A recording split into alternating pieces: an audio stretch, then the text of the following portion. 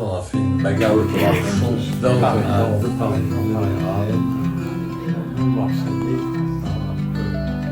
Je suis Anne-Catherine de Fombelle, vous écoutez mon premier podcast, il en viendrait peut-être d'autres.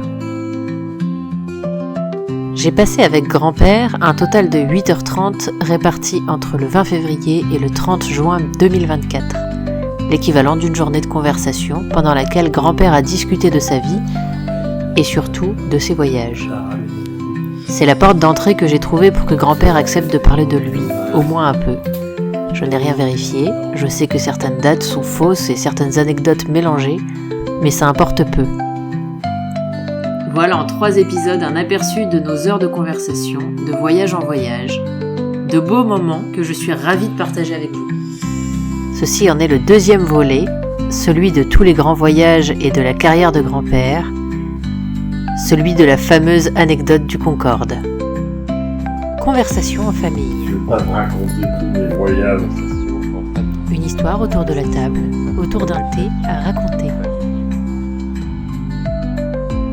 Vous écoutez le podcast Conversation en famille, dont voici le 2e épisode. Le premier épisode termine lors du voyage de grand-père avec sa mère et sa sœur à Madrid lors des vacances scolaires. Il a alors une vingtaine d'années, nous sommes dans les années 50, l'Espagne est sous la dictature du général Franco. Grand-père m'indique quand même que le voyage avait dû être organisé pour favoriser son apprentissage de l'espagnol. J'ai jamais été un élève très brillant, mais j'aimais bien tout ce qui était langue étrangère. Parce que ce soit pour le bac ou l'école de commerce, je faisais anglais et espagnol. Mais bon, le Marseillais qui part en Angleterre, ça aurait été dément. Alors on est parti à Madrid pour passer 2 semaines. Pendant leur séjour, Mamita, puisque c'est le nom que je lui connais, se rend avec ses enfants à la paroisse française, et il semble qu'elle a organisé une rencontre qui engendrera une proposition de petit boulot pour grand-père. Il devient répétiteur de français pour les jeunes filles de bonne famille de Madrid. Il me raconte, parce qu'à l'époque, les jeunes filles de la bonne société espagnole s'arrêtaient à peu près à la hauteur de ce qui correspondrait à la 3e en France. Et bon, en général, elles prenaient des leçons de musique, du piano, de l'orgue et elles avaient leur répétiteur de français. C'était la langue bien.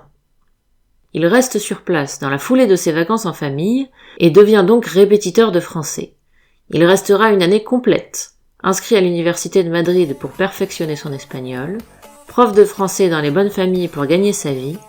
Il s'installe dans une colocation dans un très grand appartement, occupé par 2 étudiants espagnols et un professeur d'université de Los Angeles avec sa femme et leurs 2 enfants. J'étais coloc dans un appartement très grand qui était occupé par 2 étudiants espagnols et puis un professeur d'université de l'université de Los Angeles avec sa femme et ses 2 petits bouts de chou dans le même appartement. Un immense appartement. La vie à Madrid plaît bien à grand-père, il ne semble pas particulièrement souffrir de vivre dans une dictature. Il rencontre des étudiants de l'université et s'entend très bien avec la famille américaine qui vit sous le même toit que lui. Je tente de lui faire répéter une anecdote transmise par mon frère Paul, évoquant les bruits des bottes des soldats entendus par grand-père après le couvre-feu, mais il ne s'en souvient plus. Ce qu'il me raconte, lui, c'est la nouvelle opportunité de voyage qui s'est alors présentée. Le professeur avec qui il partage un toit est professeur à l'université de Los Angeles, assez proche du Mexique donc.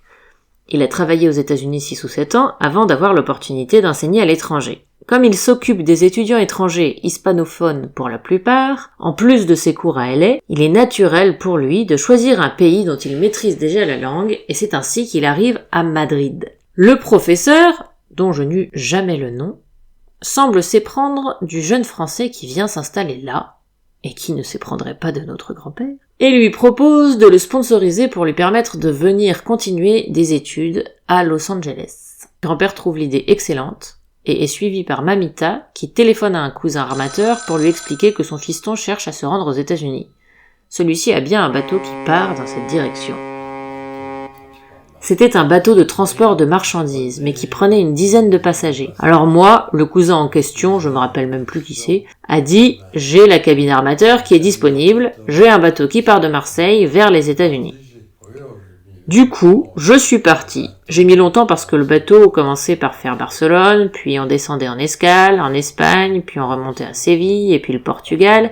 Et ensuite, on partait du Portugal jusqu'au Canada. Escale 2 jours au Canada, et puis New York. À New York, j'ai pris l'avion. À l'époque, c'était quand même une sacrée expédition. Sacrée expédition, en effet.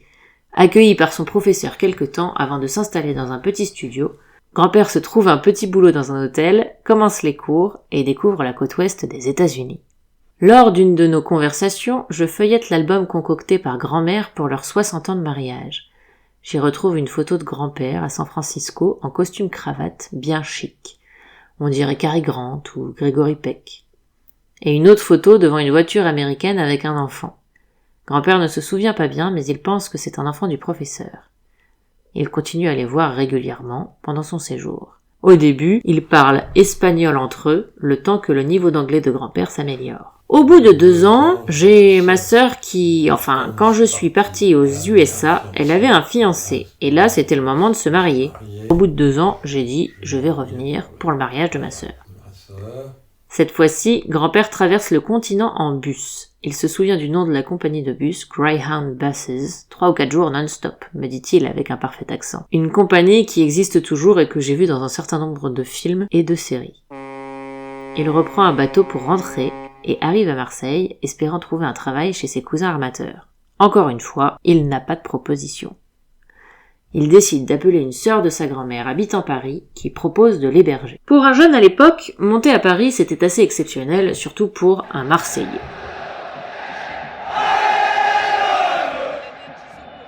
Les jeunes de son âge ne parlent pas de langue étrangère. C'est assez rare, et comme anticipé par son commandant de service militaire à l'époque, c'est un atout majeur pour certains postes. Je n'ai pas été étonné du tout, mais immédiatement eu plusieurs propositions.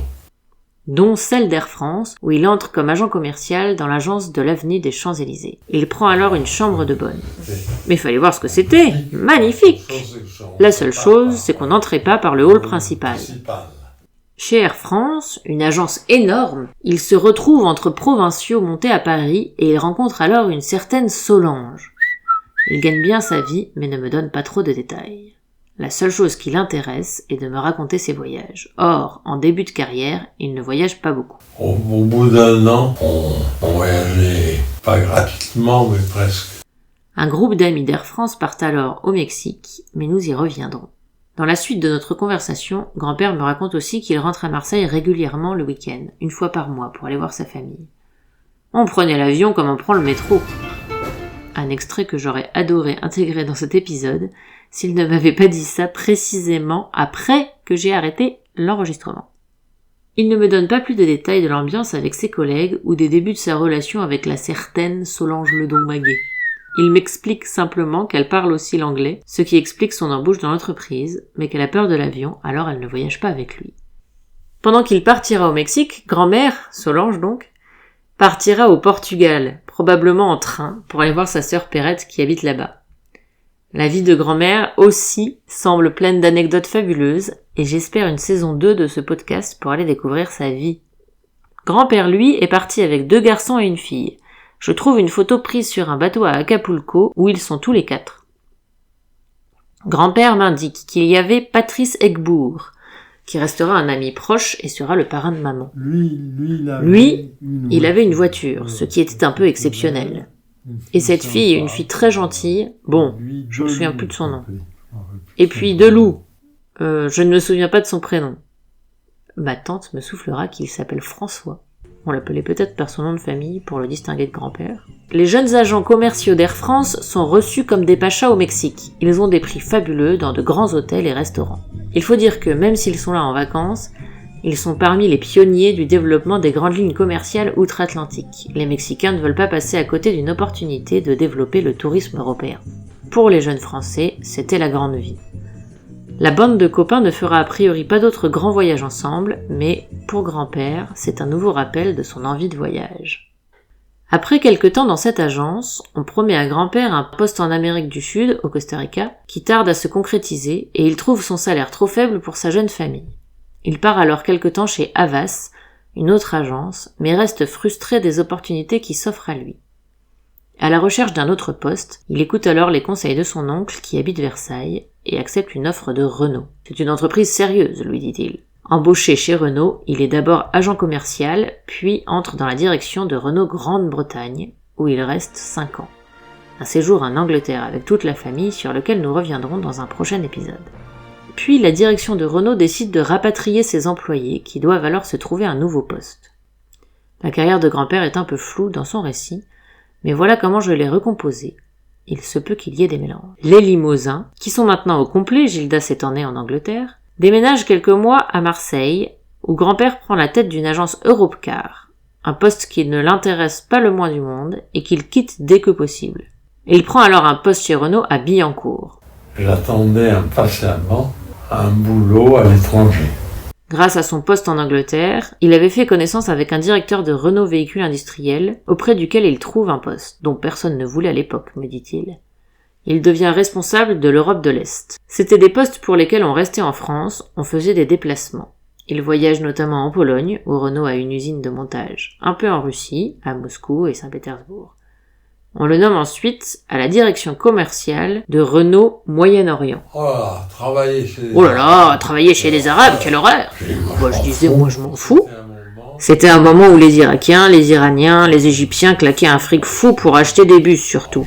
Le Koweït, les Émirats et tout. J'étais plus souvent en avion qu'à la maison.